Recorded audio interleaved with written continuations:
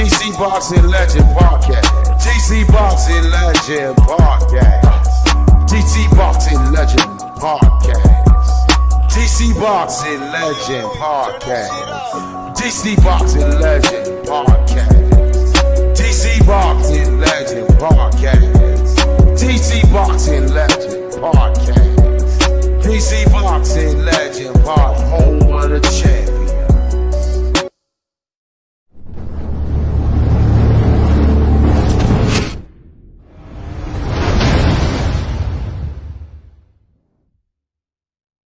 The Second Wind Sports Media and DMV Boxing Legend would like to introduce to you our new sponsor. Ladies and gentlemen, yes, El Paso Mexican Restaurant, located at 6151 Richmond Highway, Alexandria, Virginia. Ladies and gentlemen, yes, we have El Paso Mexican Restaurant. Also, if you're looking to pregame every fight night, amateur or pros, come out to El Paso Restaurant.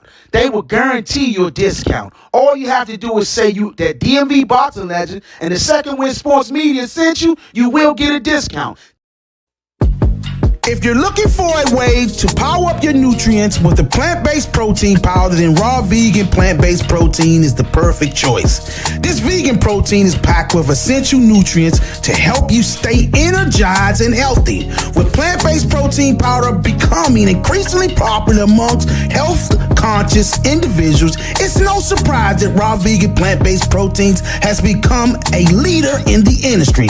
Whether you're an athlete or just looking to increase your daily protein intake, this vegan protein powder can help you reach your goals.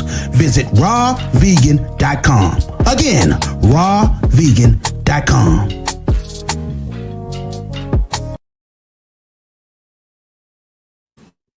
Welcome to DC Boxing Legends podcast.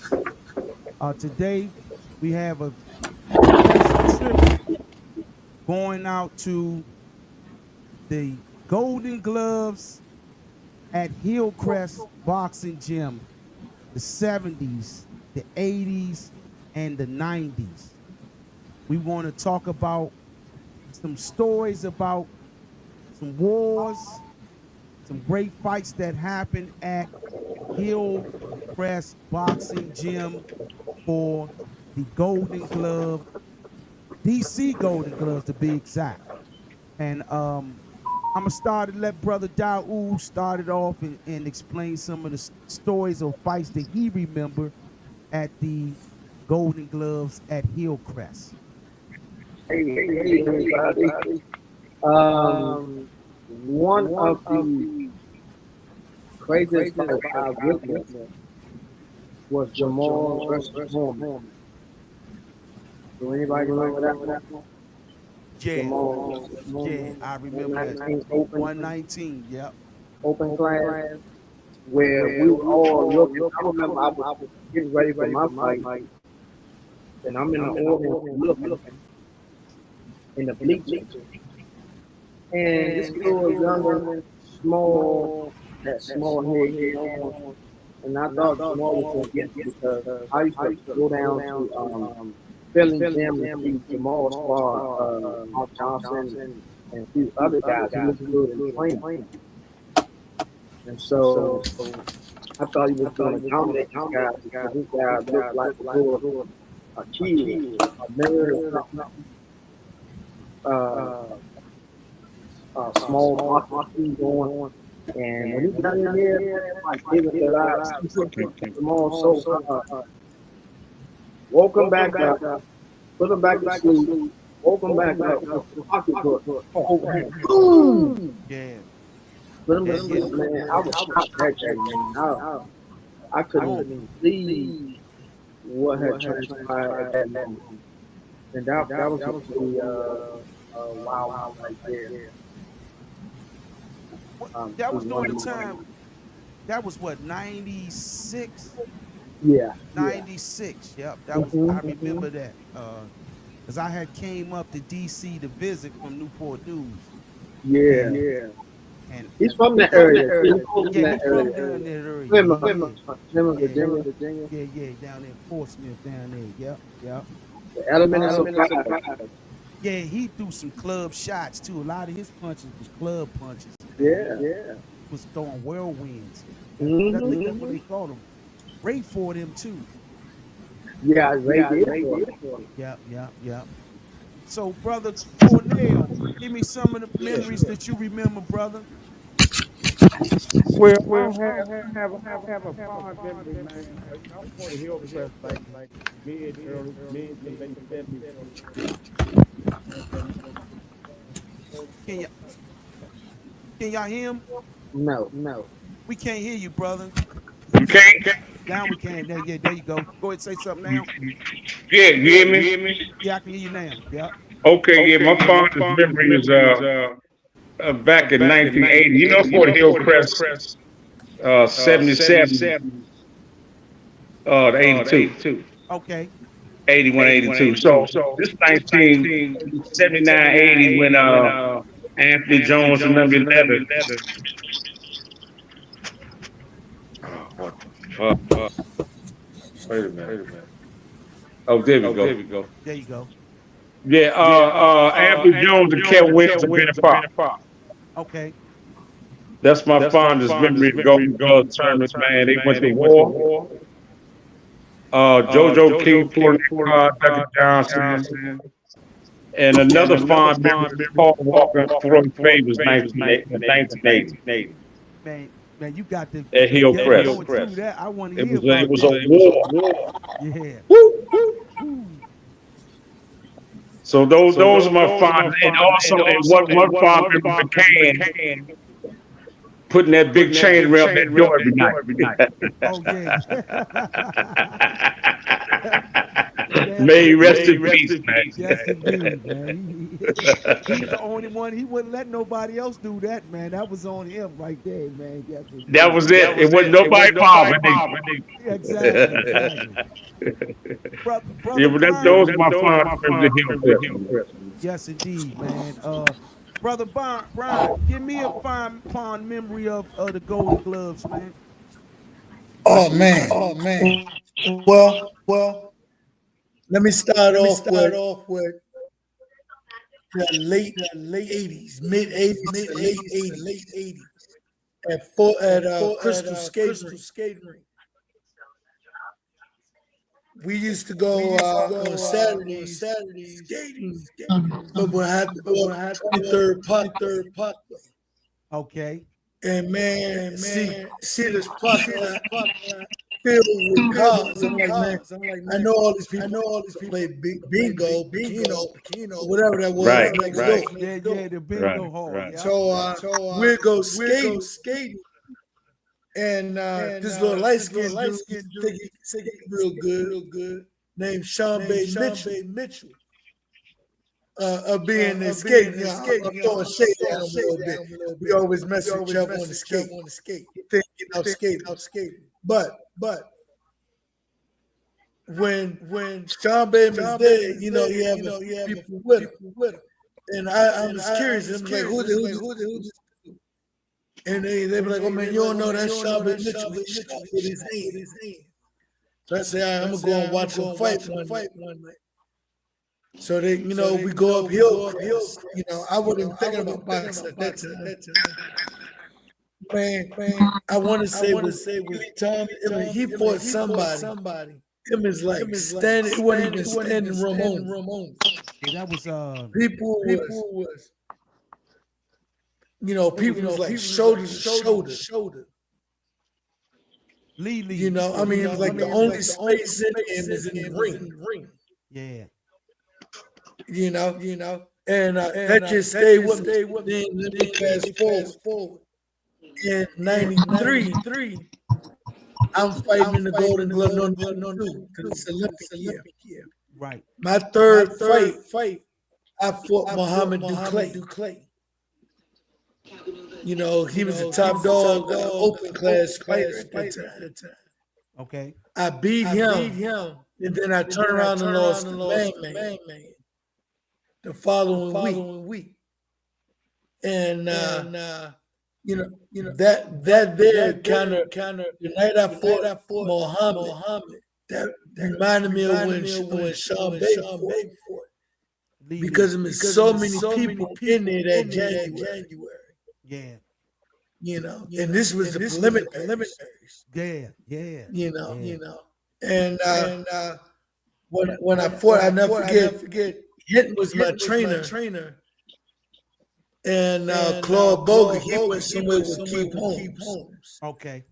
And we needed a second one, and Hinton got Dave Jacobs to work with me, to work the corner. Yes, So indeed. I was like on a whole nother level. I'm like, this man that worked with Sugar Ray Leonard and some of the other top people. And now we're going there and fight this dude supposed to be the top guy. And Dave Jacobs, I never forget, he looked at me and told me, you got this. Yes, indeed. He told me, he was like, just go in there and box him. Don't trade with him, just box. And I looked at Hinton. Hinton was like, I don't tell him too much. But Dave Jacobs, he like you got this outbox. And that's what I did. And that was like a big house for me in my career. Brother Sean, is you in there? Can you hear his brother?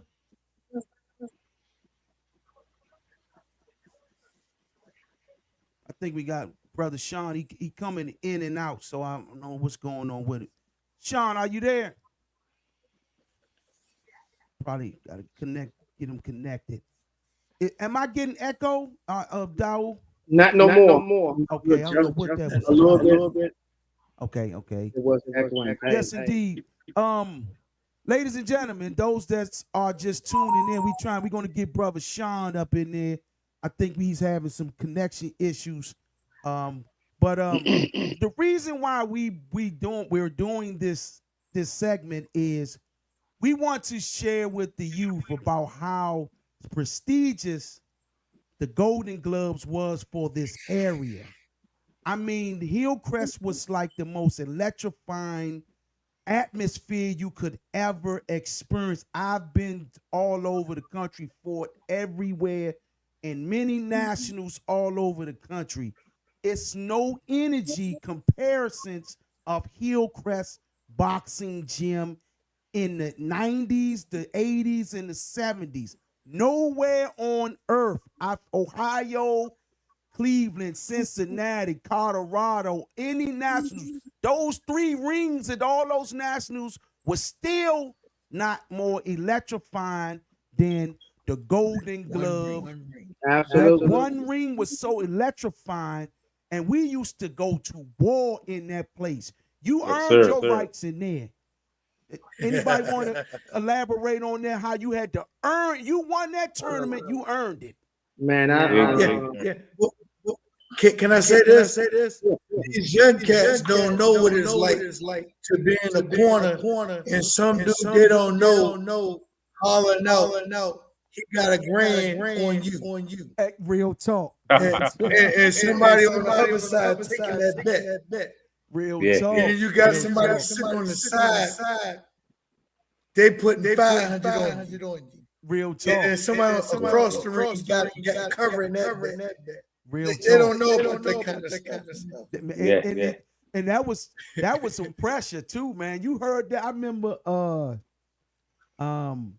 Vincent Petway and I think Daryl Coley had batted against me and Kamal King had fought in the Golden Gloves, and we both turned open at the time, and they made a bet. I think they bet about $2,000-$3,000 on it, and man, just to be getting somebody putting out that bread on against you, just gave you something different, man.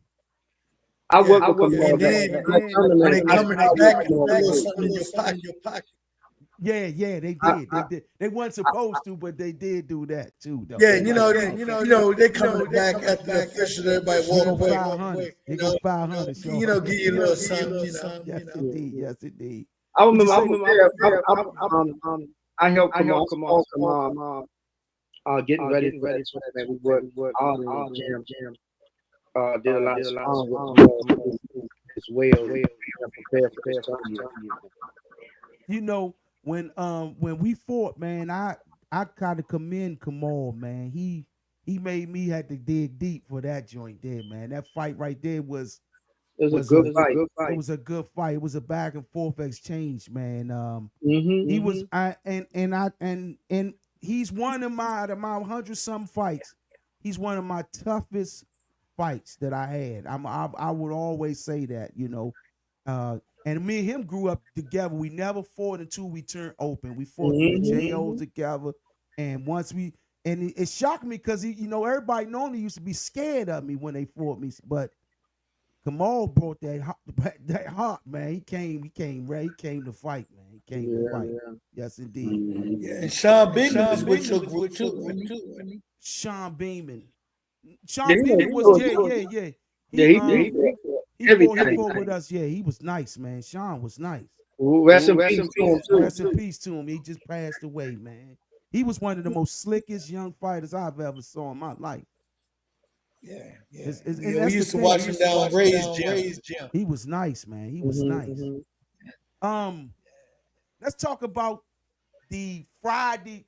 See, a lot of people don't know we used to get scheduled weekly to fight in the Golden Gloves, right?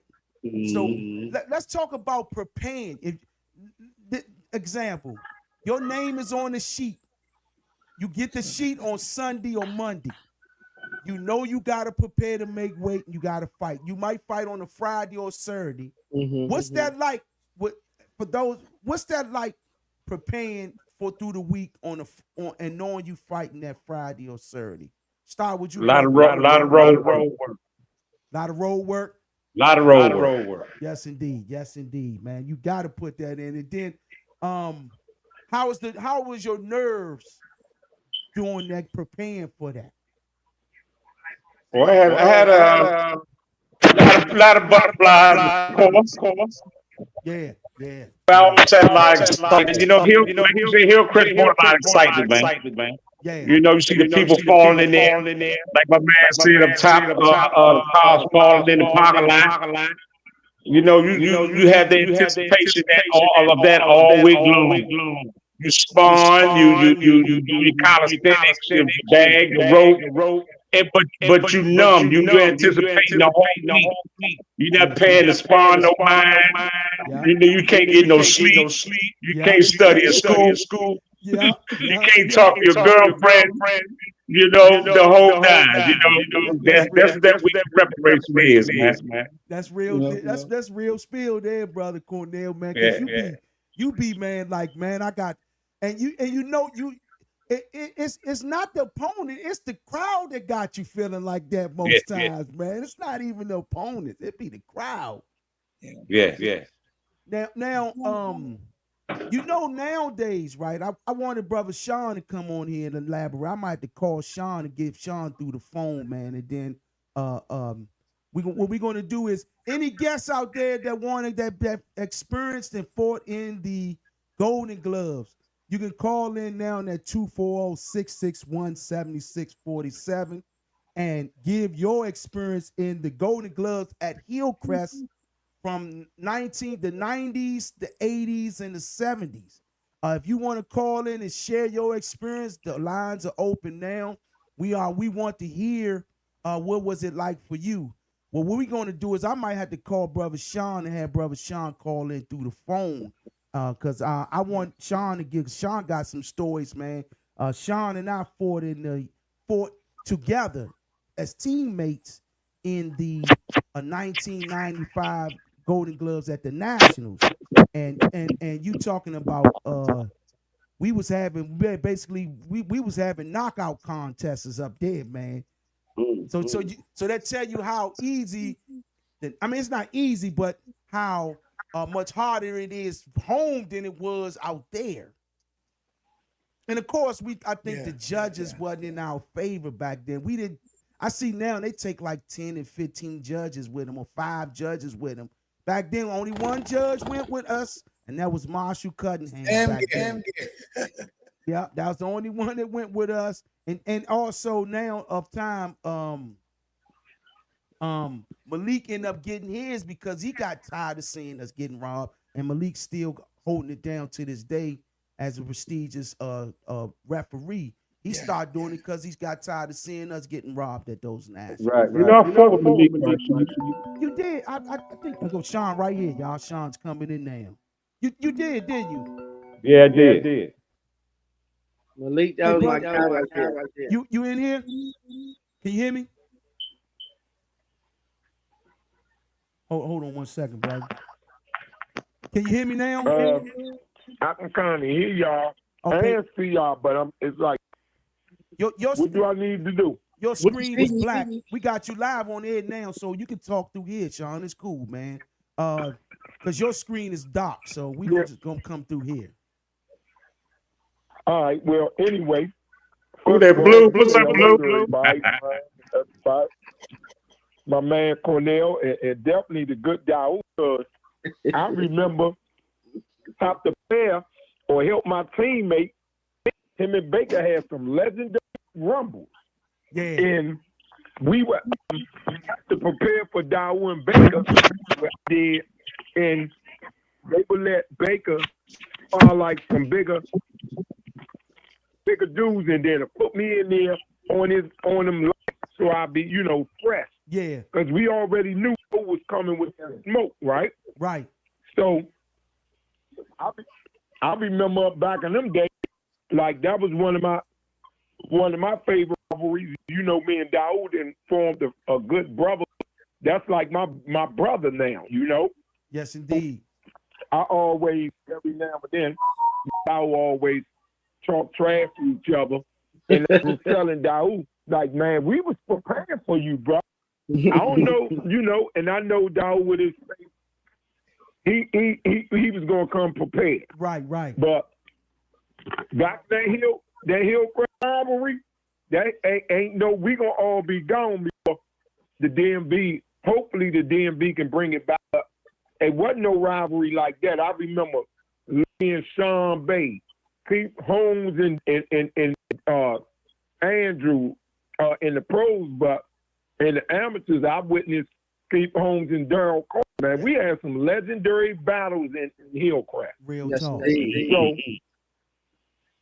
like Daoud, like being up front these days, man. Sometimes people you pointing them out, and I just want to say on the record, for the record, I've never had no issue with nobody from my own city, man.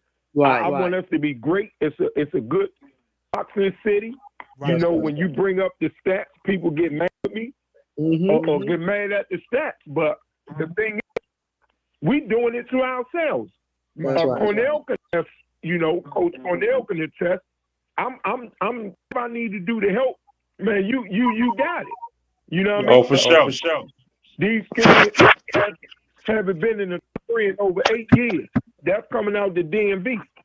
So why get mad unless, my has always been, and Daoud can tell you, Daoud ain't gonna lie.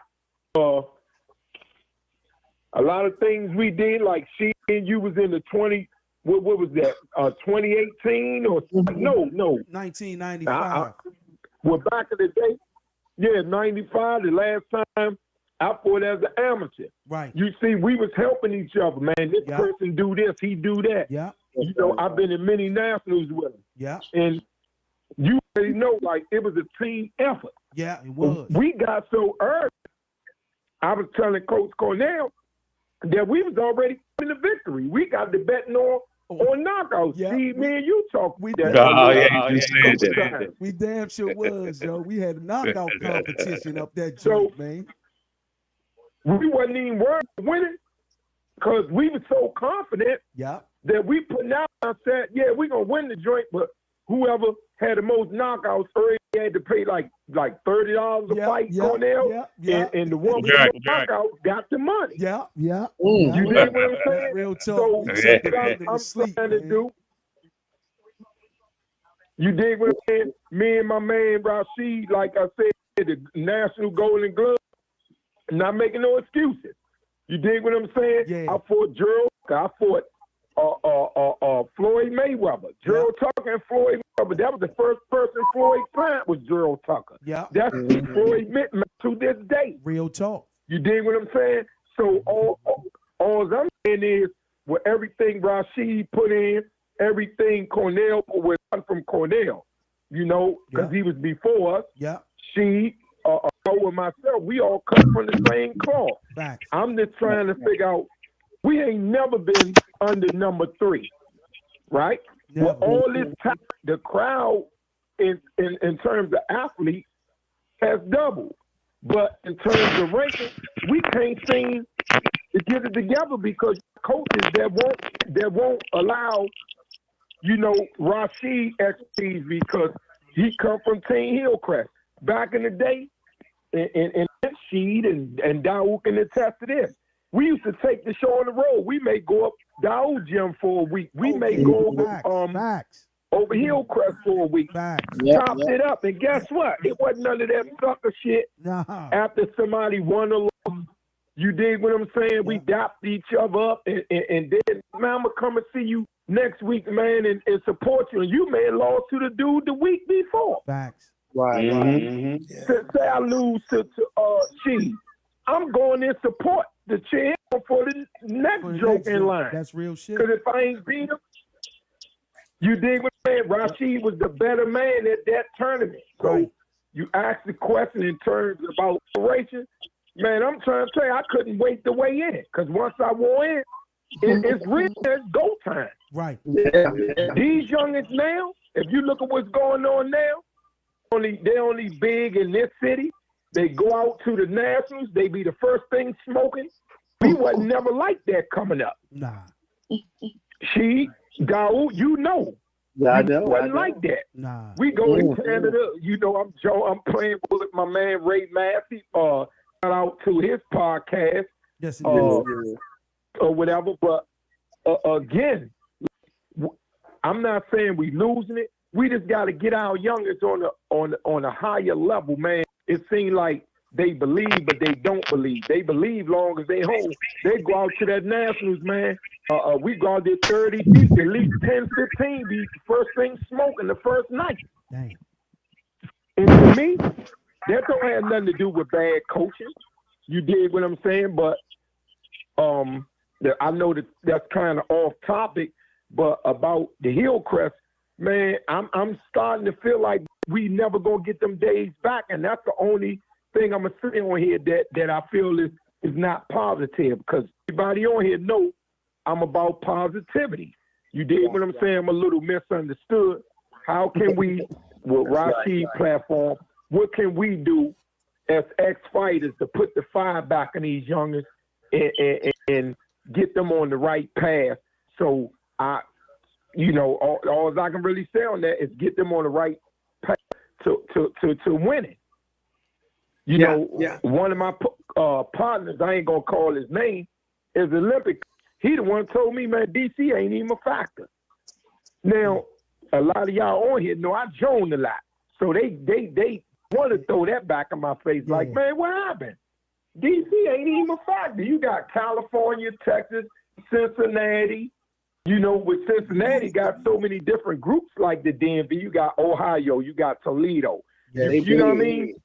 So, again, you know, at one time, we owned them. I can come on here and say that. Slick Rick used to get mad when I used to say that. Him and Spencer, how many times, she? About 4 or 5 times. And you and Daoud fought somebody from Cincinnati. They always been rumbling dudes. Can't take nothing from them. I almost knocked up. But now when we talk about the matchups now, they laugh out and say, man, we sweet. Oh, wow. I got a problem with that. I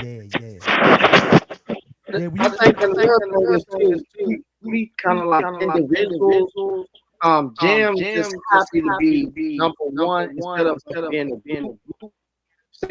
We just like the individual, like no excuse for this jam. We're not together. We want to be to put this thing out there instead of us being a collective. We want the gym to be one champ, one single.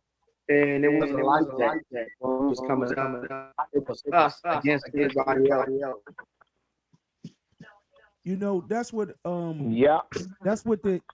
that's what back in the days that what we got to get back to it, and I'm glad we bringing up the topic of the Hillcrest Golden Gloves. That type of tournament made you.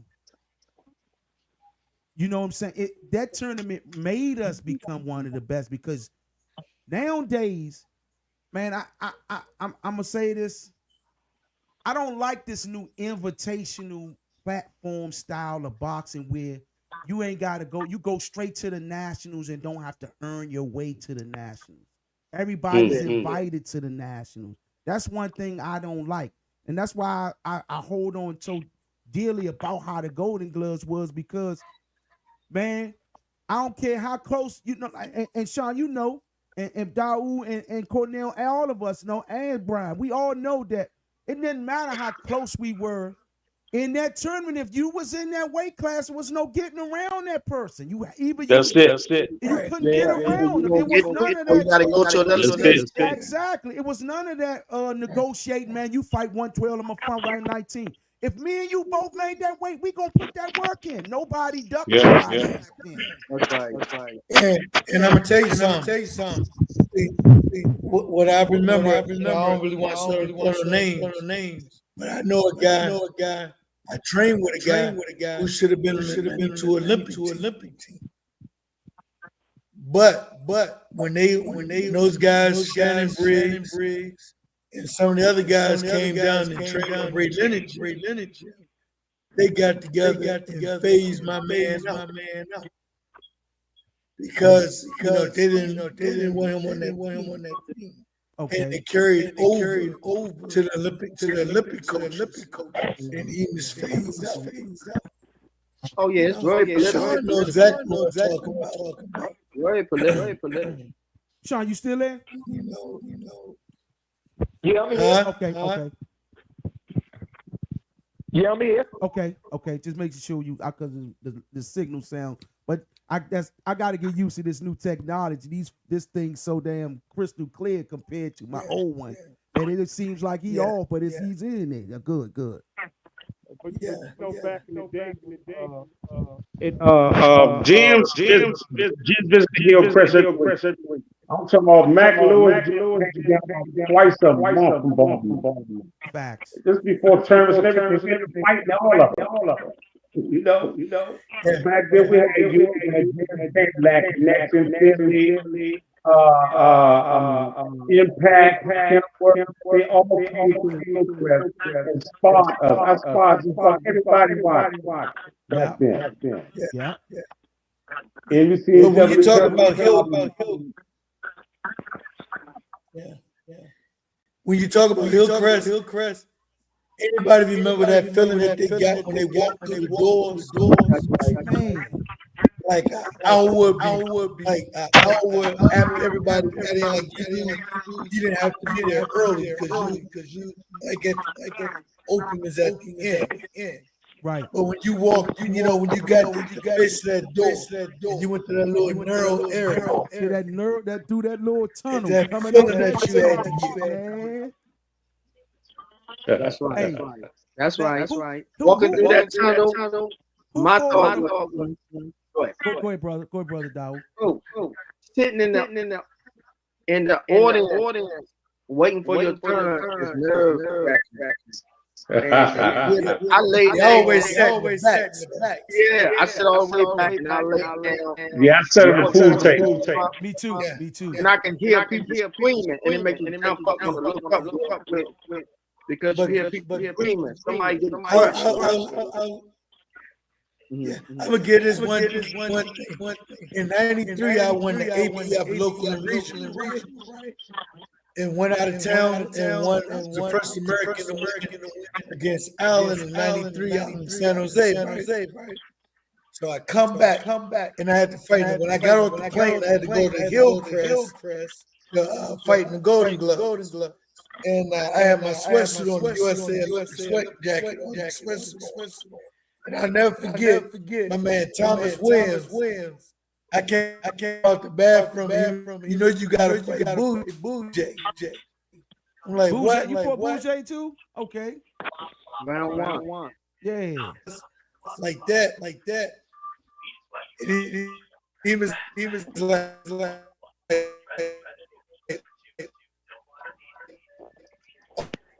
Repeat that, brother. You broke up a little bit. No, he folded. Crumb can't fight. He can't do that. And it's like You breaking up a little bit, brother. They Got a folded. bad connection. But yeah, man, the Sean, give me some memorable moments that you've been in with the battles you've been in. Man, hey, listen. For me to leave, I had to beat James Hurst, which is one of the greatest amateurs I ever laid eyes on. He was before Mark Johnson. See, a lot of people don't remember, he was Mark before Mark was Mark. Right. That's right. Then I had to get past Brian Stablemate, which was Willie Sin, which was Lord Doogie. He was number 2 in the country. Yeah, You did? yeah. So me fighting at home was like my nationals. Real because talk. them was 2 of the meanest dudes in the weight class, and both of them, like James and won the Golden Glove Nationals. He, Right. Doogie. We fought in the Olympic trials and all that. Me and Joppy was, I think Brian may have been on that. Right. But may have got eliminated a little early. But another thing is, and like you spoke upon, how now they invitational. Back in our day, you had to earn it. That's real talk. You did. So That's I think real that talk. softened up our kids a little bit. I remember the battle with you and Kamal was Yeah. legendary because to me, I knew y'all had a relationship outside of boxing Real as well. talk. Real talk. Because everybody knew your dad. Like your dad, when we came over, man, it was so much camaraderie. Whether dude got dropped, stopped, or whatever the case may be. Right. With us, we didn't really trip. The mentality was different than now. Now the kids won't go all out because they scared of getting the 8 count. They scared of getting caught with a shot that they can't continue. Right. In this boxing game, you got to be willing to be not ashamed and embarrassed or whatever happened to you. Right. And I think that's what separated me from so many others because we joked and joned so much. Right. But like my family member said, if you stopped or knocked somebody out, they didn't plan on you stopping them or knocking them out. No. They didn't see that. That ain't what they wanted. So again, man, I've seen so many legendary fights in Hillcrest, man. I can take up all the time from, like I said, from Lily, one of my favorites, Sean Bay Mitchell. I gotta shout him out because Sean Bay Mitchell and Mark Johnson gave me the confidence where I'm in the ring working with world champions and I'm still an amateur. Right. That made me tell myself, there's no damn way I'm losing to an amateur, and I'm in here with these guys. Right, now, right. unbecoming to me, be knowing, they knew how to carry me to give me, instill in me that you can do anything. Right. And I always tell people, man, Sean Bay had gave me so much. The late great Jamal Hinton, God rest his soul. Yes, indeed. Jamal was a different monster. I don't think he had no shut off on how small, how big you was. You was getting cracked. Yeah. You got your ass up in there with him. Yeah. So I would have to go and tell Jamal, hey man, lighten up, man. It just feel like you got on motherfucking oven mitts, man. That. I mean, you can pay homage to so many people. Yeah. Man Newton and Michael Gravitt, like Bay Newton versus Michael Gravitt. Man, Michael was Mike was making Daoud versus James Baker. Yeah. Jermaine Field, Rashid versus the list can go on and on. Yeah. Then you got Keith Holmes, Sean Bay. Like I've seen some legendary fights in there where it told me, man, listen, man, boxing saved my life. Boxing made me leave the streets alone because I couldn't do both. Right. If I missed running, Yeah. Sheed or Dow, I got to come up Hillcrest and one of y'all lay it up upside my head. Exactly. I say, man, look here, man. Good. You dig what I'm saying? And not out of disrespect. Yeah. Y'all just running regular combinations. Exactly. And I'm going home. I said, man, that joker cheating. I know she had a lot of love for me. Yeah. Man, I got to chew some bubble gum. Right. You dig what I'm saying? Because you done caught me with a joint or Daoud. So, again, it goes on and on how I have to pay homage to all y'all. All y'all helped me to become a better fighter. Right. My coach just didn't do it by himself. That's facts. You dig? That's facts. And I think that's what's missing now. Because coach is scared that they fighter gonna end up over there with Rashid or Daoud. Like if you in tune with your fighter, right? You shouldn't worry about nothing like that. That's negative, man. Yeah. If you treating the fighter right, and so many fighters these days. It's not for me to say, but so many fighters these days feel like they not getting the necessary training. So that's why you got a lot of kids gym hopping. Right. Things of that nature. But again, I just want to see DC, the DMV, to get back to our winning ways. And like I told y'all, that we haven't been in the top 5 like since Lil Pat and them. Lamont Peterson, Anthony Peterson, Solid. You think what I'm saying? Yeah. And if you think about that, when I see Sal, we always talk about that. Yeah. And he be like, man, stop playing. Man, these youngers ain't really been winning nothing. It may sound like I'm bashing them, but no, I'm trying to motivate them. Y'all ain't winning nothing. I dare y'all to go out here and get back in contention. Right. That's not putting nobody down. And again, like I said, if you compare Irv, them youngers wouldn't be able to fight no Hillcrest. They'd get stopped, man. Yeah, I said it. Yeah. They'd get stopped. That Hillcrest, every week your ass had to fight and be on your A game. You tell me a weight class. He ain't lying. You tell me a weight class. I'm going to leave it to y'all where you can come in and pretty much say that he got it sold up. Tell me a weight class. I'll wait. It's none. It's not one. Not one. Not one. Ain't nobody had it easy in no way. You dig what I'm saying? On any given day. Hey, listen. I was glad I ain't grow. Y'all can say what y'all want. That 125 on up was brutal. Yeah. 125, you had James Baker, 32, you had you was at 25, Daoud was at 32, then my man Brian was just on here, was at 47. You had Man at 47. You had Keith Harrison at 47. Yeah. If you want to talk about the history, Sean Bayford 125, 132. Yeah. If you want to talk about the guys before us, Mo Adams, Curtis People, Andrew Count.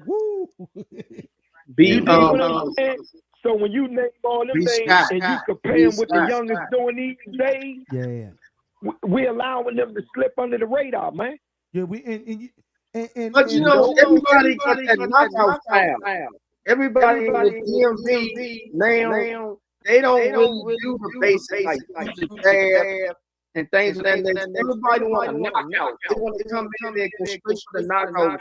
All kind of hooks, body shot, coming in, weighing, and fighting powerful. Nobody is blocking, setting jabs. They ain't doing that. That's a straight right hand, jab. Everybody like the same now. It's like everybody wants to shot. The hook.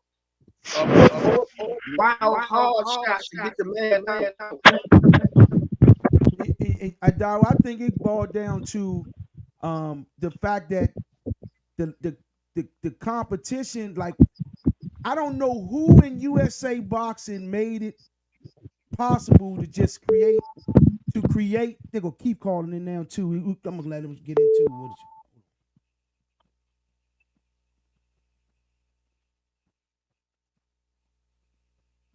Others ain't working on their defense.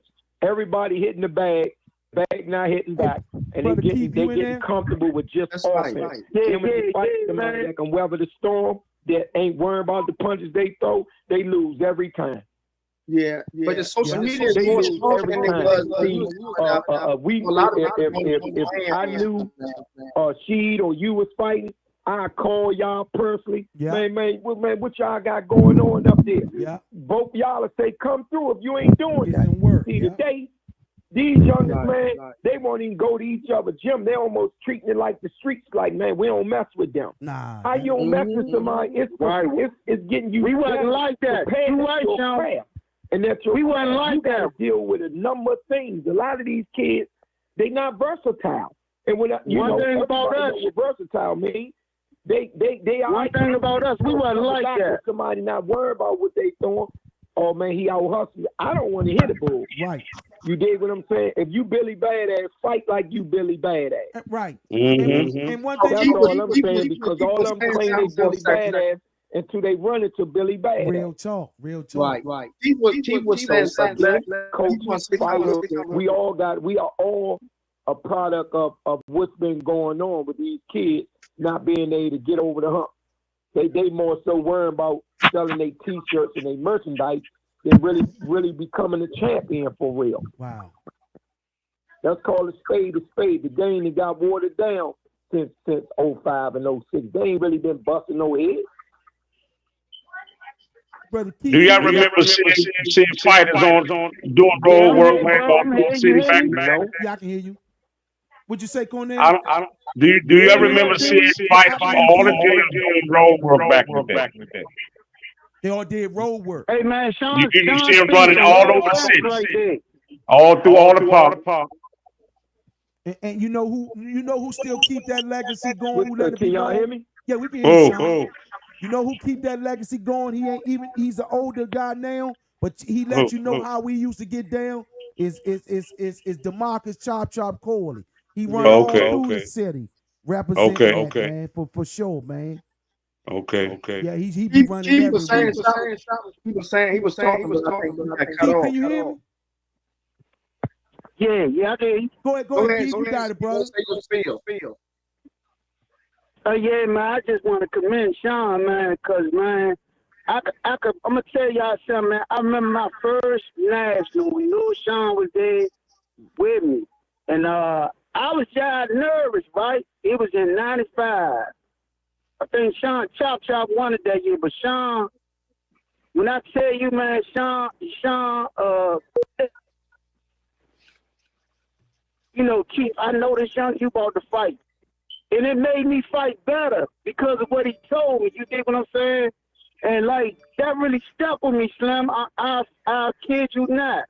And that's what he was telling me, even though we wasn't on the same team for the same team. Yeah. He was DC right there. That's Sean. We looking out for each other. You feel me? Yeah. Mm-hmm. So, man, man, I just really want to. I remember they were just talking about what was the best Golden Gloves, and I want to say that Golden Gloves. I think it was a 92 or 93 Golden Gloves. Yeah. I want the one with Sean Ford Doozy and Corey James for what's called and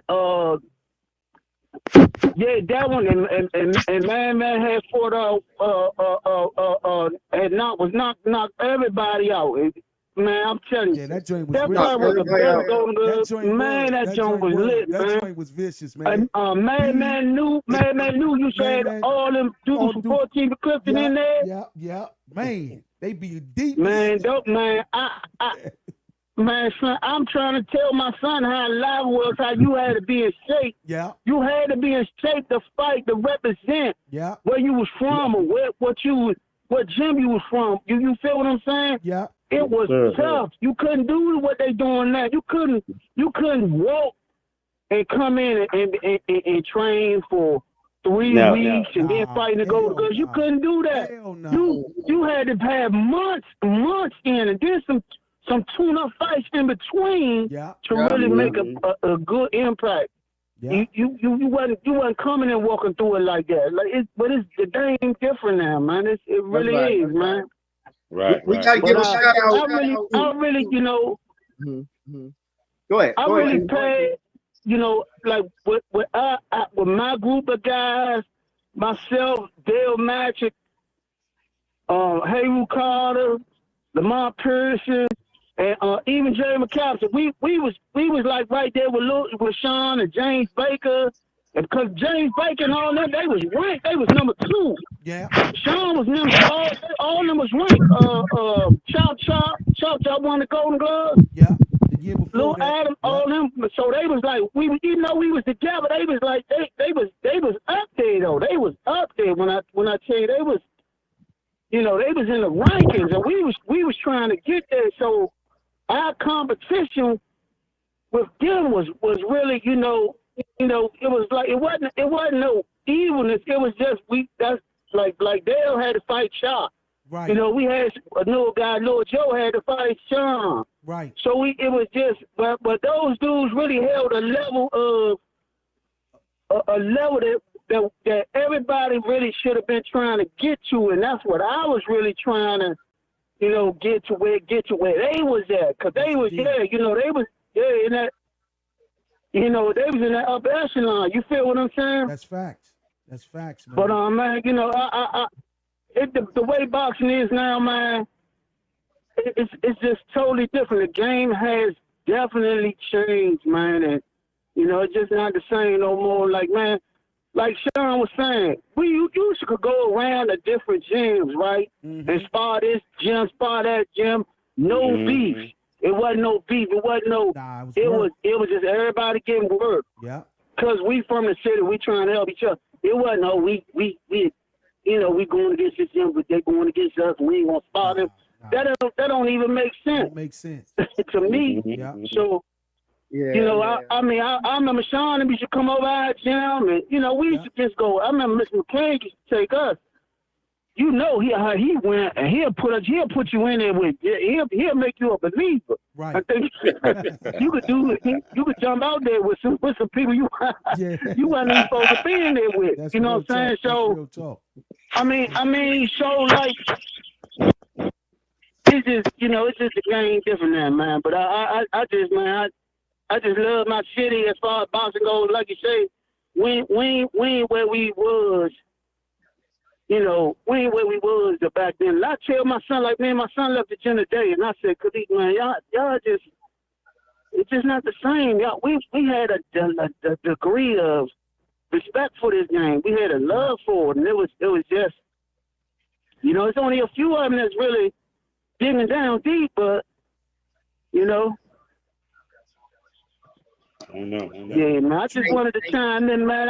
With y'all, man. I really like what you got going, man. No doubt, man. Keith, I appreciate it. But I'm gonna tell you, man. Don't forget about that.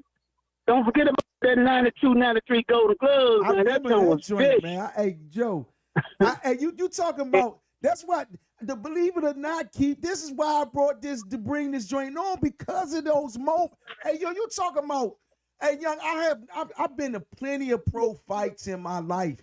The Golden Gloves is still tops everything I've been to. Every nationals I've been to. It wasn't nothing better than that Hillcrest 92, 93. The whole entire Golden Gloves. There was nothing better than that time, Joe. And like you said, remember, them 14th and Clifton dudes, man, when they were on 14th and he was from 14th and Newton or something like that. Newton Street. Yeah. Them dudes are coming at about 200 deep. Man, I'm trying to tell you, terrifying. Man, and guess how they used to go? They used to, after he fight, before he fight, they was hype. And after he fight, and he got that win, the whole bleacher was leaving. Everybody. And you look up there and see, damn, they gone. Damn, they was gone. The joint was you know, in the middle of the fight, they didn't care about nobody else. They came to see their man. They got the hell up out of there. But you gotta give Whistler a shout out too. They cleared the lot. Yeah, real talk. Yeah, you gotta give Whistler a shout out too, right? Eric Stevens is the only one that's paying the start from Man. From the Tacoma Park Lane, Eric Stevens just Eric Stevens right here. Hey, he the only one to survive the onslaught. Make sure you call in a second, man, because we want to hear your story too, brother. Because he did fight he the only one survived. Yeah, he did that in that tournament. He damn sure was, Joe. Yeah, he on the line too. You remember that, Sean? I can't hear you, I Sean. don't We can't remember hear that. you. I thought man, No, he Only knocked one was everybody man out knocked besides everybody Ertz. out. Only one was Irk to survive that joint. Ertz, the only one survived. Only one was Irk to survive that joint. Say something, Sean. Can we hear you? Let me see if I can hear you. See what's going on with his mic.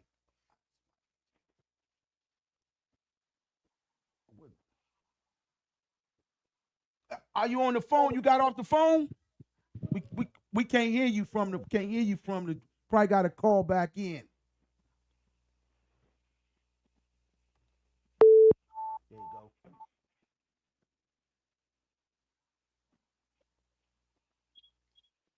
Hello?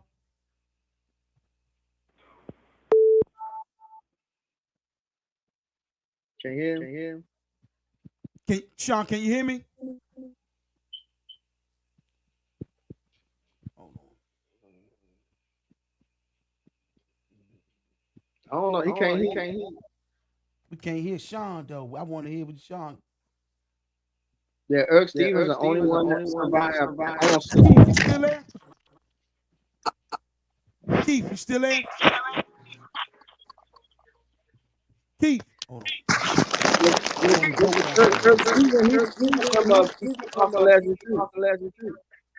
Yeah, he was supposed to be on here next week, man. We supposed to get him on. Yeah.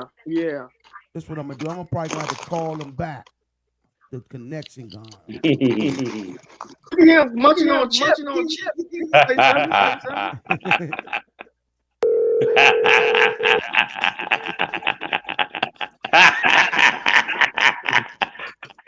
Give me some of them chips, Blue. Who said get him some of them chips? Man, he loved them chips. He way back in the day. Hey, Rashid. Yes, indeed. I got one story. This is a heartbreaker. This finally want to talk about. Blue know about this story. This 1980 Golden Gloves. I had beat Joe Copper in the 106 pound and gym. Okay. This is when Mark Johnson for 45 pound and won the championship in Super Gym that same year. So I had a problem making weight. So McCann knew his, and plus I had fought 3 times straight before the Golden Glove.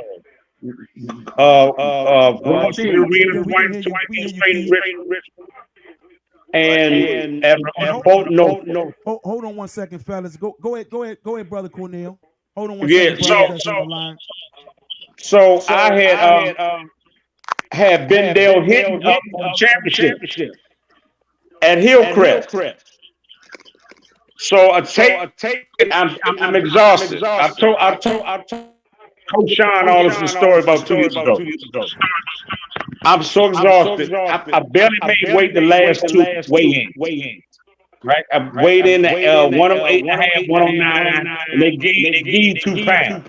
Okay. Oh yeah. So every weigh-in I was weighing in at 108, 108 and a half. Okay. Come the night at Hillcrest, I got the gray sweatsuit, the gray private suit on. You remember the sweat box at Hillcrest? The sweat box. You ever experienced the sweat box? Didn't they ban it or something? Got rid of it or something and stopped using it? Right, but when I was fighting, they had the sweat box at Hillcrest. Okay. So it was me about 3 fighters in this little sweat box. I'm exhausted. My eyes are heavy. That's right. I'm exhausted. Wow. Everybody excited about me and being there fighting the championship. I get on the scale 108 and a half. Get back in the sweat box again. Get the weight I off. said, you know what, man? The hell with this, man. I'm exhausted. Damn. So I got back to the scale, 108 and a half again. McCann said, come on. So he looking at Magruder back there, like, well, let him go. Magruder like, nah, this championship, you can't let him go. Oh, damn. And I'm going to be honest with you, that was the only time in my boxing career, out of 10 years, that I was really happy as hell to go home. And look, I lost the championship, but I swear to God, I didn't care about pride, dignity. Yeah. I remember, man, my father came and got me, man. I ain't watched wrestling fights. I jumped up when I was slept for 2 days. Damn. You know what, Cornell? Sean the one that hit me to the Golden Gloves, how the Golden Gloves work, right? I wasn't going to say nothing. Hey, young. Sean say, listen, Ron, man, you ain't got to make weight in this joint into the. We was in the Nationals. He said, Ron, don't focus on that weight to that goddamn championship. They're going to let you go every night. So I weighed in at, I think I was about 124 fighting 119, right? Yeah, like like that. Yeah, in the National. So Floyd was with me. I checked my weight on that night, right? Floyd say, shit, you can make my weight. Man, I say, man, he went around and told everybody. And Sean said, I told you, watch that motherfucker. That nigga, right? You got to watch that motherfucker. I told you, watch that motherfucker. Floyd went and told everybody I was 5 pounds overweight, man. Great. Yeah, but the next night I got it down. The next night a little more because I wasn't trying to hear that shit from man. He's going around, running around. So I'm like, man, I could make the weight, man. I could make the weight, But Sean said, fuck that. Don't make that weight sheet to the championship. I said, oh, he gave me the goddamn cheat code. I'm running with that.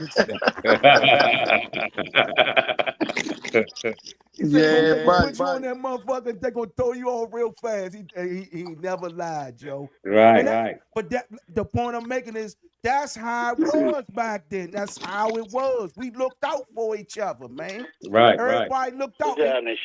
Yeah, what's up, brother? How you doing, man? Go ahead, Daul was explaining, tell them about how your experience was in the Golden Gloves, man. What's up, Daul? What's that, Hey, bro? what's up, bro? Hey, I should go over there and spar with Eric and the gang over there at Langley Park. I should come over there and spar a lot of the Mexican pro boxers over there to get ready for tournaments and do as well. And I see Eric over there training. I was all explained to that memory how you was fighting. You came to fight. You were the only one that survived the onslaught. Everybody else but Sean, hey Sean, they was talking about, they weren't talking about Man Newton. He talking about Man Lincoln. Yeah, Nathaniel Lincoln. Yeah. But you know, actually, I was out of shape.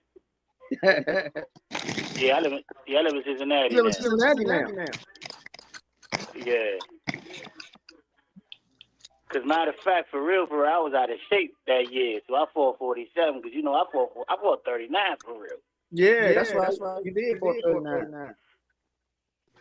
You and hey. Did you and Brian Crumb ever fought? Nah, because I only fought 47 that one year. Okay. 1 year. Keith, you still there, Keith? Yeah, I'm here. Okay. Did y'all two never fought? Did y'all? Because you was. No, he only fought 47 that 1 year. 1 year. Okay. Yeah. I got you. Nah, I ain't there fighting him. Okay. Oh, I fought everybody in my way except for what's his name from Midtown? Purcell Miller. Right. That's right. I didn't fight Purcell Miller. Man, or Brian Crumb. Okay. Everybody else I fought. Okay. Everybody from back then. Okay. Everybody. Wow. Right. Mm-hmm. Michael Wood was my rival. Chinky, I Luther Smith. His nickname Chinky. Luther Smith. I fought him 3 times. Okay. Man, yeah, them was the days. Like you had to fight back then. You had to fight, man. You had to fight, man. The one thing that's missing, we won't nobody bring up, is Mr. Tuttle. See, you got to understand. Oh, yes, indeed. Mr. Tuttle, man. What? Mr. Tuttle, he was the franchise holder of the Golden Glove, so he made sure that thing was right. He damn sure did. He damn sure did. And guess what? One thing I can say about Mr. Tuttle that I used to love what he used to do. I don't know how he did it back in them. Went back there. He made sure the Golden Glove bracket was right. Like as far as he knew who was who, and he knew to put. I'm gonna put him. I'm gonna put him up here, and I'm gonna put him down the bottom because each week they win, they gonna bring more people out, and at the end of it, the championship gonna be what people want to see. They don't want to see this person and that person fight on the first night of the Golden Glove. They know them two. They the best ones. That's right. So Mr. Tuttle, he never did that. I could tell you, he never did that. Now I really respected him for that. He always, to me, in my opinion, he ran a great tournament. He ran a good tournament. He always made that tournament about the people and people that spectate too. That's real talk. And then you go, he was a man of integrity. Yes, he was. Yes, he was. Yeah. You know, Mr. Tuttle had a fighter back in the day named Sapp back in the 70s. White guy, he fought 39. Vicious. He fought one with Magruder in him. But Tuttle was the main. There was a lot of them too. There was 3 of them. The Tuttle brothers, yeah. Mm-hmm. I think they all passed though. Yeah. I thought one of them was still living. One of them is alive. Hey, I love the way y'all was talking about how we stuck together back then. Yeah. Oh yeah. All the gyms You know it, bro. Stick together. You know we stuck together. Hey Sean, you remember when it was me, you, I want to say B. Scotland,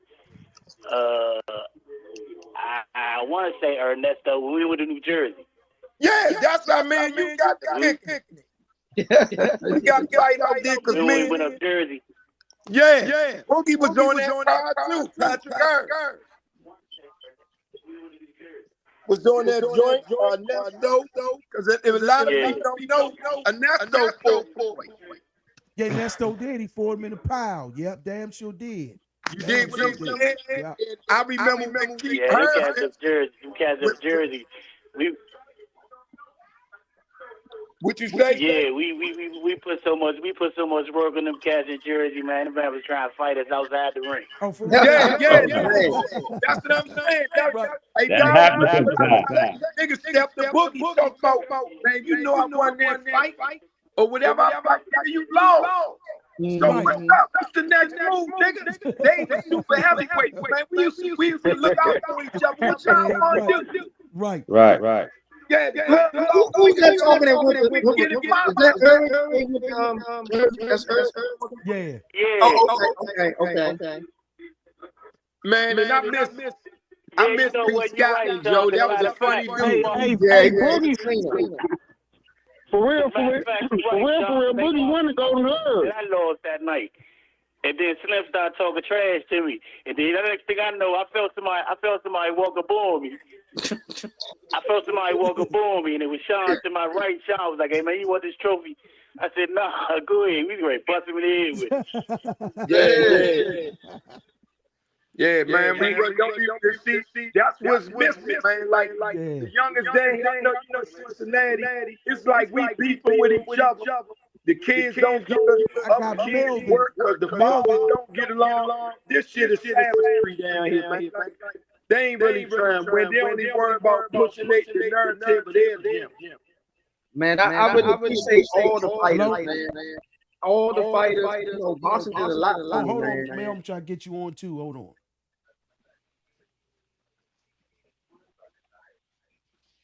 Hey, Pete. You in there, Mel? Hello? Mel. Hello. What's up, Mel? Yeah. We got Melvin Foster in the building. Man? What's up, Hey, Mel? The great Melvin Foster. The great Melvin Foster. Then the folders on. That's another dude that used to drop jewels, man. Man, been stopping all of them. Yeah, he was mean. That's right, man. Talk, man. Man, you was vicious. Stopping all of them. I was training, man was on their ass. Man, he was vicious, man. He was vicious. Man, I remember you fighting up there too in that gym.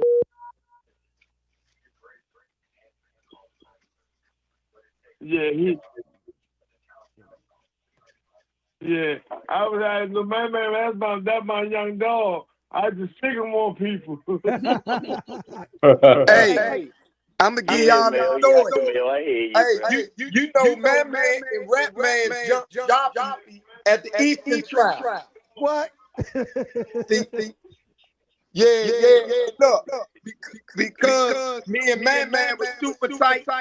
Me and Rap Man was super tight. I say, man, at least I'll wait till we get home. Man, they grabbed two pool balls out the pool table, wrapped it up in a t-shirt, and smacked my man Joplin in the head with the joint. What? Yeah. What the hell? I just don't want to give. I don't want to give it all up, but them two right there, man, and man. I mean, man, Rap Man.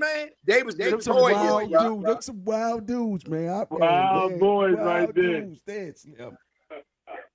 Yeah, they was vicious, Hey, man. man, both of them two young them dudes dudes had it wild. going on, man. Yeah. They let them rest in peace, man. They Rest in made peace, a mark man. for themselves. Two fighting warriors there, man. Hey, Mel, give us give us some man. I remember when you fought. That was the 92 joint you was at, man. We were just talking about how vicious that 92, 93 joint was, man. I remember you. No, but see, I turned 91. I mean, I was 91. on the 91. 91.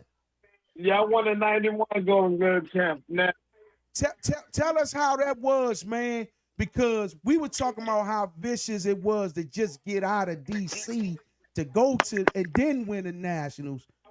You was 165 at that time, man. Dominant, man. No. You was heavy.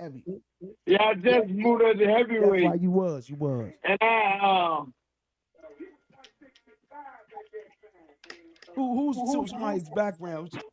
Turn down your TV. I mean your computer up in the background. So, give me a memorable moment that you remember, Mel, in the Golden Gloves and Hillcrest. Hillcrest. The night I remember when it was Sean Bay and Lily fighting, and all rapers in the mother up there. Yeah.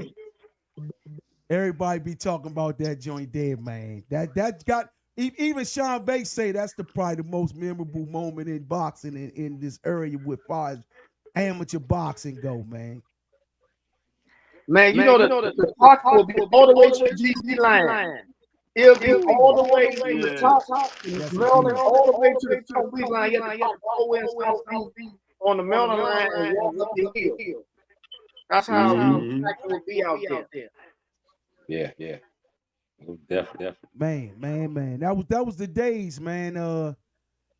Yeah, that was the days. That tournament. Hey, man, I ain't gonna lie to y'all. When Hillcrest burned down, I cried. Oh, I was hurt. I was crushed, bro. I was crushed. Me too. Right. I was crushed. I was crushed. That was like, I was like, damn, I don't think it's gonna be the same for me as far as boxing goes. Mr. Teller made so much time. He made so much money in there. Yeah. That was our Caesar's Palace for real. That was the Caesar's Palace of DC right there, Slim. Yes, it was. It was the Mecca. It was the Mecca of boxing in DC. It damn sure was, man. But they know the Hillcrest used to blank everybody from North Carolina, from Baltimore to North Carolina. Everybody would come through. It wasn't just like these. You would come on down the road. Sometimes they would throw people in from North Carolina to come in and get into that region. Different places, Virginia Beach. Everybody would come on through, try to get through, try to get through, and get stuck in DC. Get punished. Yeah. So that's the thing I was saying, man. When I noticed that all of the young guys now, they get to just go to the Nationals as long as they got 10 fights or 15 fights. I don't know what the exact number is, but I know you just got to have a certain amount of fights now and you automatically qualify to go to the Nationals. I don't like that. I think that's ruining boxing in the long haul. But that's what America's about. America's doing that now. There's nobody left behind. And so that BS is kind of hurting people. Right. Nobody left behind. Everybody are winning. I don't like More it, than man. that. I don't like it because I think Yeah. the structure of being being local, winning the locals, you earned that, and we get to know the best of us, get to represent us, who regardless of who it is, we get to know who gonna represent us in the That's right. nationals and the regionals, so forth. You earned that. Like I was telling people, man, when I fought a tournament, I was guaranteed 14, 15, about 12 fights between that tournament. That's a guaranteed 12 fights because I'm fighting 4 at home, 4 in the regionals, or matter of fact, about 2 or 2 in the regionals, and then you fighting 4 to 5 nights in the nationals. So that's some great experience for a fighter to be able. They earned that way. You are the real champion. But you know, That's what I was they getting did ready to have say. fighters Them that youngers large nowadays don't get no work, man. yeah, for the large too. We had guys that for the large that they was real that they already was guaranteed because before that large, they was like in Olympics. We damn sure have some We had guys a lot that of large, guys yeah, for that but large. they earned that though. They They earned that. earned that. They earned that. They definitely did earn that. But yeah, brothers, man, I appreciate y'all, man, for coming on here sharing the stories, man. We love Shout it. out to brother Keith and everybody, man. And thanks Melvin for coming through. Thanks Sean, Cornell, as well as brother Brian Crum, who also was on here earlier too, man, and came through and shared his stories, man. I truly appreciate That y'all. was nice talking to Oh, y'all, and brothers, another man. thing too. Rashid, we You talk got it, bro. about DC boxing legend. We're going to be doing some more things for the boxing community, the boxing fraternity brothers. Yeah. You know, it's going to be a lot more exciting things in the near future for the people that used to box before. Yeah. So we'll look out. We'll plan soon. Yeah, we're gonna put something together, man. Some shows. We're gonna put together some man. We're gonna throw some parties, man. I was a promoter, so we're gonna do a party. And we can help one another. We can help one another. We can help one another as well. Help some people that's struggling, that may be homeless or that participated in them, and right, man. raise money and get things going on that level. A lot of things that we possibly do. Real talk. Mm-hmm. Like the brother Maurice Blocker, man. I think we all should be reaching out, doing something for that brother. That's man. correct. You know what I'm saying? That's right. Like that. And y'all remember Eddie? Y'all remember Eddie from Highland? You remember Eddie? Yeah. Yeah, man. I used to when I used to do security, man. I used to see him, man. He passed away though, man, and he was homeless, man. And I was just thinking about, man, what we could have done back then for him and helped him and guys like that, man. Yeah. And one thing about it, man, we might not be blood brothers, but we all are brothers, man. Ain't no And question. we all No are brothers, question. man. We in this. Definitely. That's Definitely. right. And that's what the Boston community need to understand. This thing ain't about me. It ain't about none of us that's on here. It's about the whole collective team. The whole everybody to put on a pair of boxing gloves, man. I respect the brother that put those gloves on as though he was like a warrior in the military, in my opinion. Yes, sir. Because this is risky. We took risks. Yeah. Whether we was did. kids or grown ups, and sacrificed our time and craft to be where we are, and perfected our craft to be where we are. Boxing is not an easy thing to get into. You got to respect a man for being able to volunteer to take a beating. We volunteered to take beatings, man. Ain't no question. I respect every man that ever threw them hands, man, all over America, man. Like when me and Sean was talking about earlier, man, we can go, and Melvin, any of us, all of us, we all can go to any city in this country and know somebody thanks to boxing. I'm in town, Joe. I'm on my way up to Houston. I called Ricardo. Ricardo had the red carpet out for us. As soon as we start in Houston or go to Denver or whatever we want to go to, man, I'm about to go skiing in Denver. Somebody from Colorado Springs will make sure we straight. DeVarl, Juju. Yes, indeed. Facts. But man, brothers, I appreciate y'all for coming on here. For the youth, this podcast was for you to learn and to grow. We just want the best. That's all that's all that these veterans is asking for. This is no bash. This is more of a reflection to get better. Guys is normally winning everything. Like I never known DC always been in the top 3, the top 4. When we came, they knew we was there. Mm-hmm. I can in every Olympian that I interviewed that ain't from him. The first thing they say, man, when we saw somebody from DC name on that sheet, we was terrified. Terrified. They were terrified when they saw one of our names on that sheet back in the day. They knew they had a problem. They You did. don't remember they take all the DC guys in this area to the prison system and go in prison. Yeah. I wasn't of that generation, but I knew Yeah, about it. I just came in when they were doing that though. But that's what they was doing. Going to the penitentiaries and having the competition.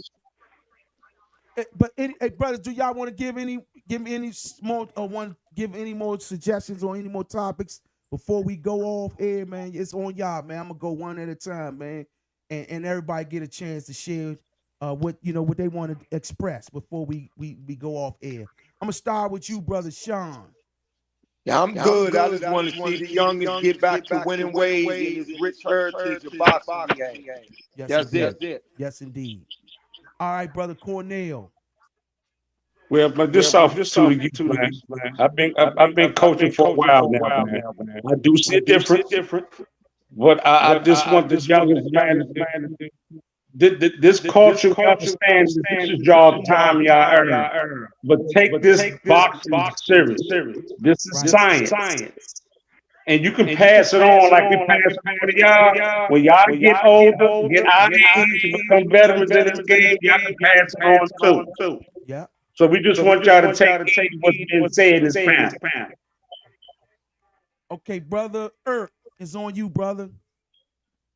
Yeah, man. Like I said, I basically agree with Sean, man. It's like to me, these youngers now, they ain't grinding and getting that work like we used to. Everybody just out here to box to say they boxing, man. It need to get back to that brotherhood, like you said, we got to help these youngers, man, because all they doing is killing each other. That's right. Yeah. All right, brother. Melvin, you still there? I think Melvin gone. I think we lost Melvin. Keith, you still there? We lost Keith too. Yeah, man. Brothers, I truly appreciate you, brother. But Daoud, anything you got to say too, champ? I think that the knowledge that we have, we can set something up where we can get funds and stuff like that. We can go and check on some of these guys and pop in the school system and check on these young guys, man, and feeling the pain for them. Like I want the young guys to really also when they started to, move up. Is to think about boxing also as a business. We're not preparing our young guys because they'll get great other levels when they are just thinking about boxing, but as a business. And show these guys the education part and how to stand in for themselves because it's a dog world. You getting them trophies, everybody's smiling, and that money, and it's tight. And because boxing's a very dangerous sport, so we can do more clinics. I would like to do clinics with these young and pop up different gyms and pop a gym at times and talk to them. Give them great ideas and stuff like that. Yeah, help bro, them. Yeah.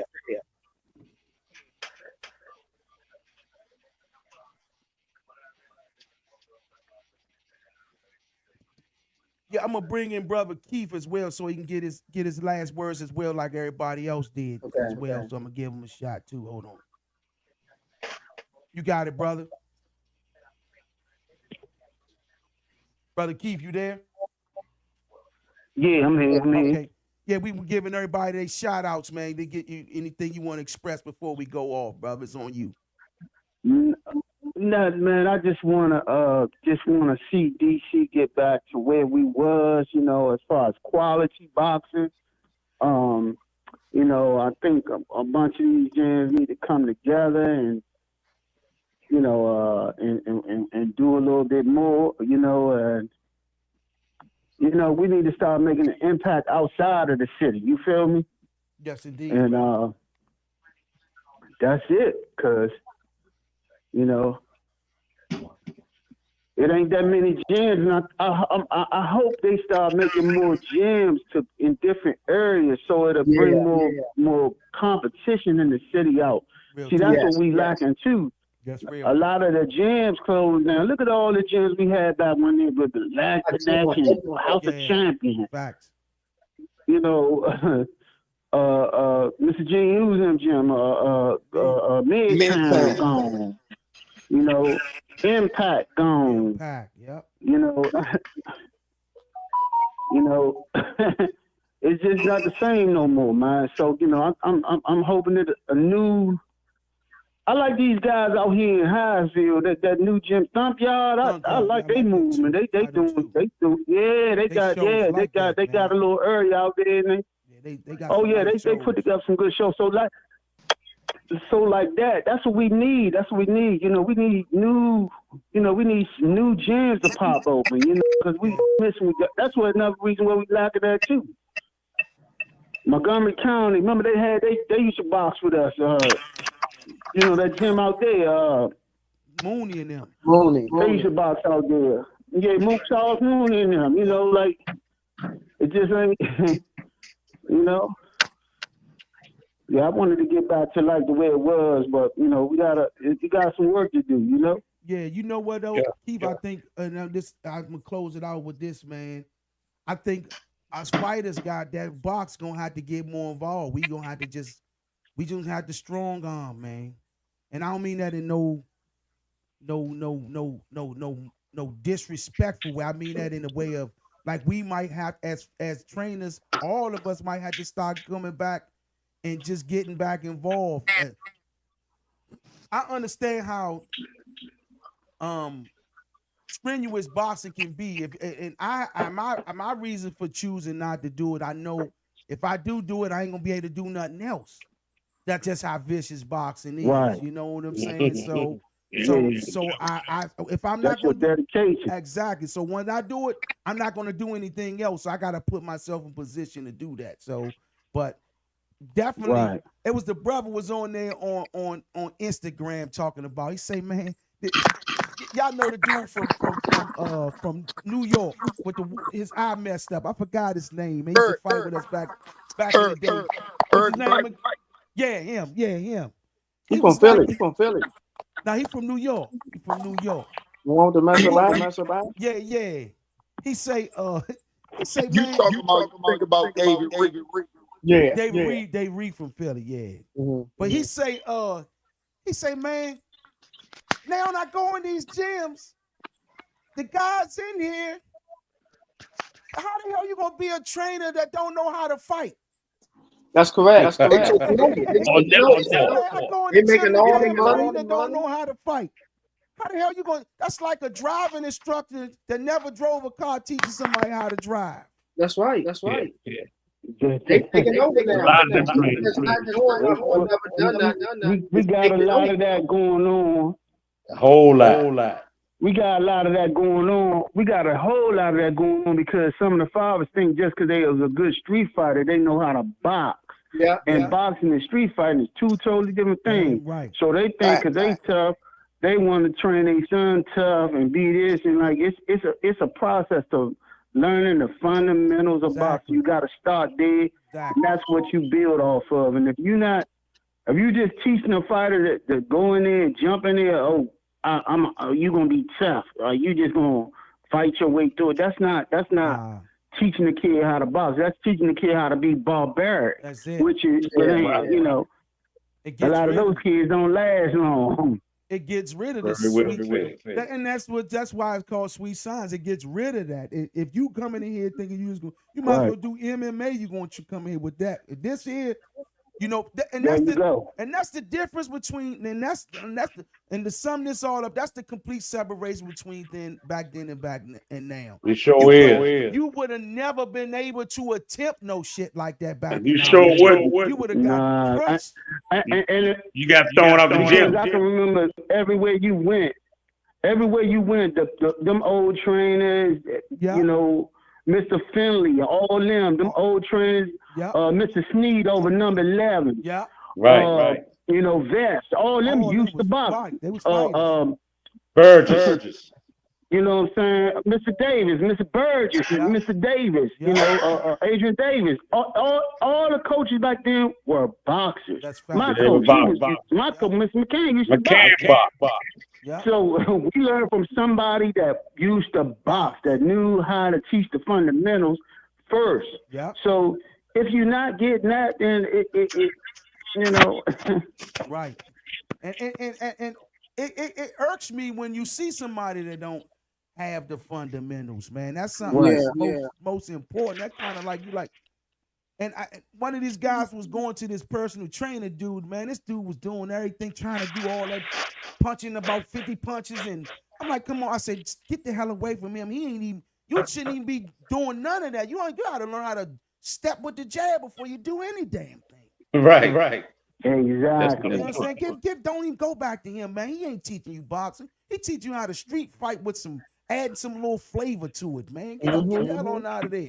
And this guy was trying to, now, this guy trying to learn how to box. He wasn't trying to learn how to do fitness. Like when I train some of my fitness people, I don't teach them everything I would teach a boxer because it kind of like they're doing it for a certain reason. So my thing with them, I'm just teaching them movement so I can get them calories off of them. But when I'm training a fighter, right, that's all. You burn the calories. There you go. So when I'm training a fighter, that's a different approach. But when you're dealing with fitness, and these fitness guys don't know how to train a boxer. That's why I think, man, I'm gonna throw this out here for all the fighters because it's $1 million. I mean, it's 7 billion people on the planet. Boxers should start their own fundamental for trainers. You train the trainers. Yes, that's an avenue that people need to think about going into. And how to fight properly, how to treat them, how to fight properly. And for some of the guys that used to box, your number is still in the system in Colorado. So try to get back with them. Get your up and get recertified at least the green level. Every boxer should do that. I agree with you, brother. Make income with that alone. Because you have that status that you have a lot in your back pocket with that Colorado. Yeah, I agree. So do something with it. Generate some income with it. You can buy in clients as well. Even people that don't want to box fight, you can serve them as well because people love credentials these days. So if you can show that you've been in the it's good money, man. It's good money because I'm getting so tired of people that never fought is making all the money. Yeah, they teaching and then you never got no pump in. But like I said, I throw this out. I think every boxer should start their own fundamental for trainers. All of them not gonna box, so you know, and these other group of people already got a following. So fundamentals, you can even start a certification class for for these fundamentals. You can start a certification class. And do it especially for the ones that never boxed before. Exactly. And Rashid, let me say this. I'm listening, brother. It's not a knock at people that never boxed before who are trying to become coaches or who want to become coaches. Because again, you got some coaches that never boxed before, but they know how to get the best out of an athlete. Exactly. So, but it's just that they need to learn the fundamentals of boxing And like you said, it should be some kind of way they should want to get that before they move forward. Exactly. So for me, that's what because if you never boxed before, if you never, been around it before and learned or like known the basics, then it's to me like you disrespecting the craft. That's just like me. That's just like me. And I went to the Walmart, bought some clippers, and I just saw the cut head good. Right. And I think I'm better than somebody who went to barber school and know how to fade and learn all the techniques and learned about stuff, the disinfectants and stuff that you're supposed to use and what you're supposed to do and what not supposed to use on the clippers. Yeah. A person, I don't know that. So like I can't say I'm a barber because I cut hair, but I'm not a barber. There's a difference. There's somebody that cut hair and a barber. That's facts. And it's their license. They went to school for it. They learned the fundamentals of it. You get what I'm saying? So the same thing applies for boxing. Yeah. And if you went to, you started at a young age, that's your schooling right there. That's what you went. You learned it. You learned the fundamentals of it. Yeah. And you graduated by winning tournaments and doing that sort of thing. Yeah. You get what I'm saying? I totally get what you're saying. That's brother. just me. You right on point with that, man, because we take that and they don't know, these trainers don't know, we fighters take that as disrespect. Yeah. We take it as some form of disrespect that you're not going to teach it properly. I wouldn't go on a football field trying to teach something I ain't done. I ain't going to sit here and tell you how to run a drill. I got my sons, they play football. I don't do no skill drills with them in no form or fashion. I do what I do from the boxing, how to keep them in shape. I don't know the skill drills to do, and I'm not going to be sitting there telling you to run on your toes and you're supposed to be running on your heels. You know what I'm saying? I'm not even going to attempt it. And I think other guys from other sports need to do the same, and that's why I advise fighters to start create. Nowadays, you can use AI and create the actual document, the curriculum of it, right?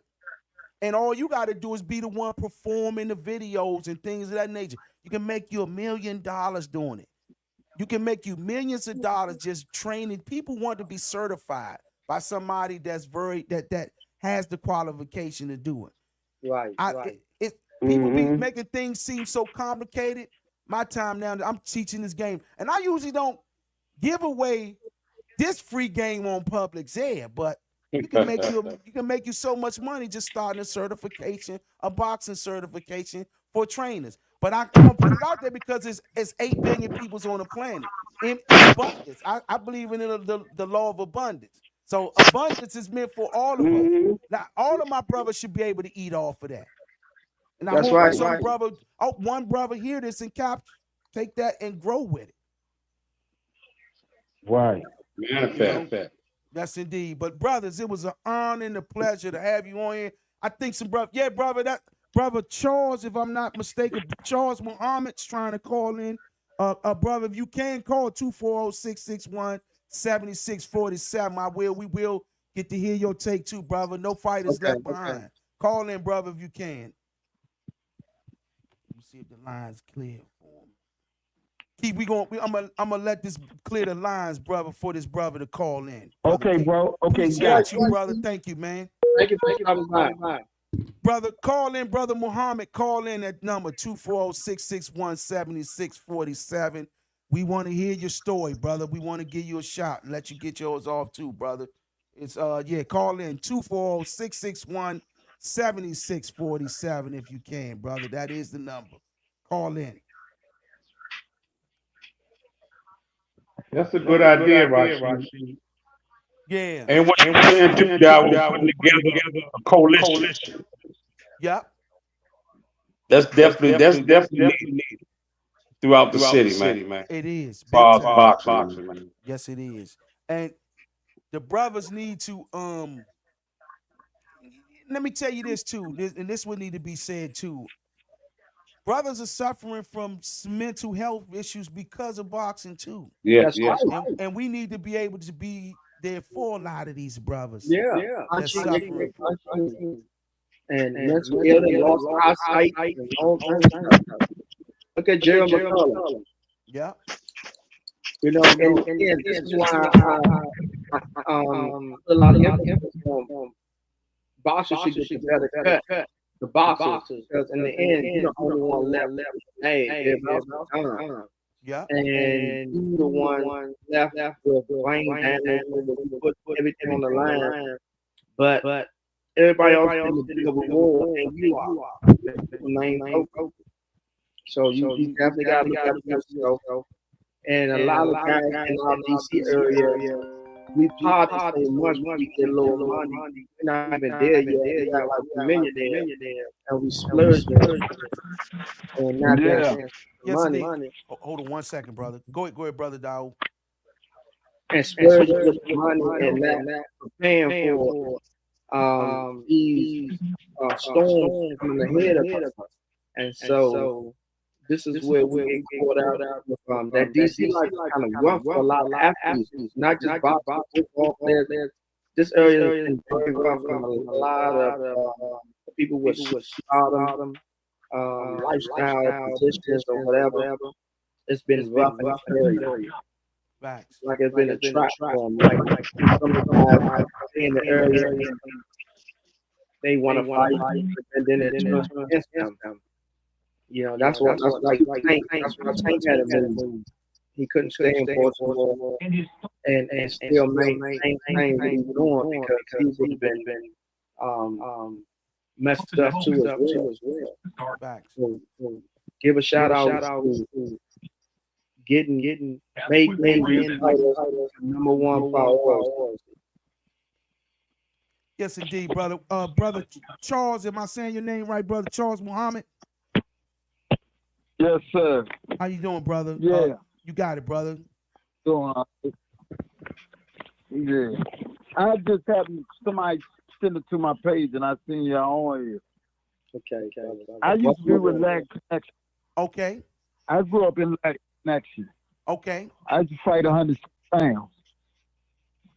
And I was just talking to Pappy in Inham, trying to get another gym star. That's what I'm trying to work with, trying to get some youngsters. Okay. Because my son, do y'all know Francis? 106. Come on, he was out number 11. That was my son.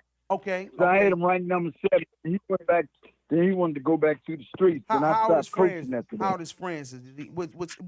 Now he's 34, 35. He came. I had him in the early.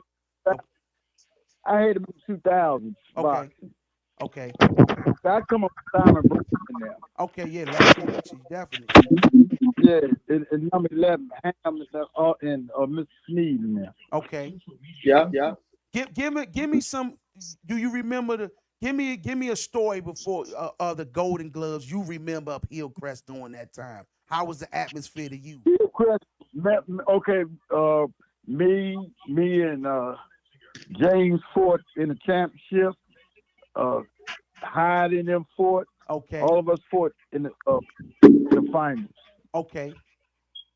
So you fought out there, huh? You fought 106 then. Yeah, I fought 106. Yeah. Okay. I fought one time at 112 though. Okay. And that was what's the name out of Ham's gym? Not James. One Anthony Payton. Anthony Payton. Okay. So how was that fight between you and you and James, man? How was that, man, in the championship?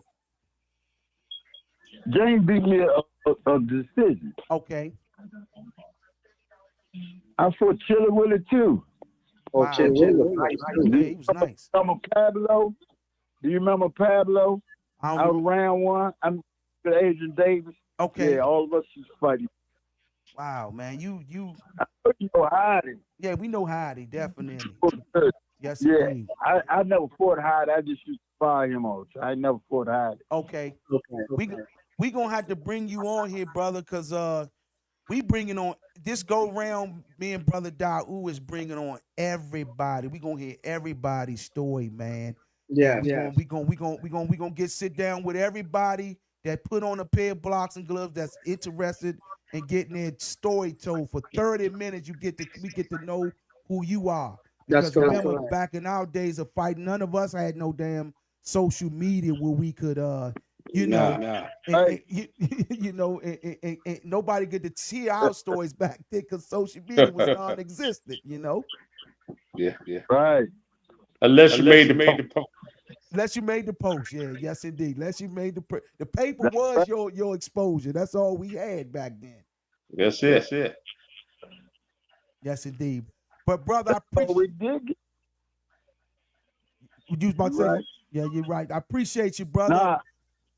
Thank you for coming Yes, on. sir. Yes And indeed, we'll brother. set some time up to interview you. Set your get in there so we can interview you as well. So you have your one-on-one. Yes with indeed, Rashid brother. and Let's schedule something, brother. Lock that number in, man. We'll schedule a interview, man. Probably within 2 weeks, man. All We'll have you on there, man. We gonna sit down and hear your whole story. All right. Assalamu alaikum. All right. Thank you for coming.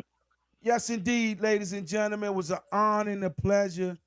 Man, this thing was nice, man. I truly enjoyed this, man. And I love it. yeah, man, we gotta do this on the regular, man.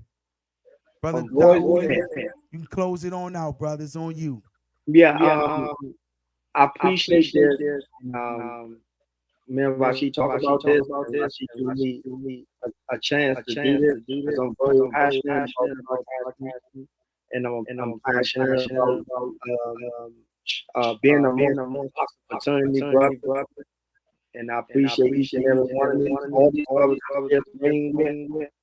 And instead of ring with, share the sport with. So I am very delighted. And I'm honored amongst these men. I've seen them at young boys, now they're home and they go to the thing. So I am very delighted. And thank you for having me. And we get to showcase each and every one of our brothers. And let's keep doing great things and being a voice. So keep moving on and on. And thank you again. Ladies and gentlemen, DC Boxing Legends Podcast. Peace. If you're looking for a way to power up your nutrients with a plant-based protein powder, then raw vegan plant-based protein is the perfect choice. This vegan protein is packed with essential nutrients to help you stay energized and healthy. With plant-based protein powder becoming increasingly popular amongst health-conscious individuals, it's no surprise that raw vegan plant-based proteins has become a leader in the industry. Whether you're an athlete or just looking to increase your daily protein intake, this vegan protein powder can help you reach your goals. Visit rawvegan.com. Again, rawvegan.com.